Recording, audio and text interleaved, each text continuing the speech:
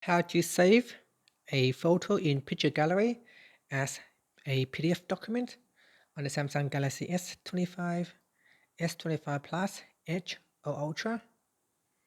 First, tap on the home button to return back to the home screen. Now from the home screen or in the apps screen, open up the picture gallery app. Next in here, go back to your gallery homepage. And then in here, we open up a picture. Next, tap on the More button at the top. And from the pop-up menu, tap on Print. Next, at the top here, make sure you choose Save as PDF. And then tap on the PDF download button. Now choose a folder where you want to save your PDF document. Now I will save it to my Documents folder.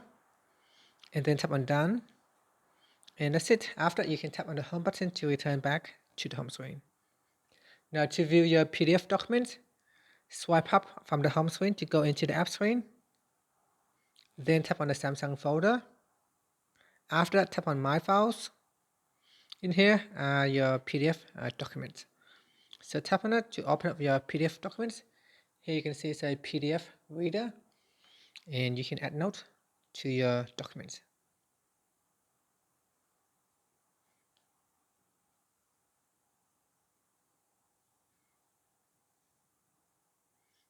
And that's it. So maybe it's this one here. So I'm just trying to view my note.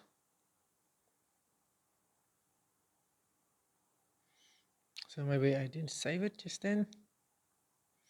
My camera. Now tap on the back key. So it doesn't allow me to do that. So maybe I have to tap on the Save button there. So that is the editing PDF documents. But when I add a note, it doesn't allow me to save it. So edit cover, page sorter, full screen, add text, save as file.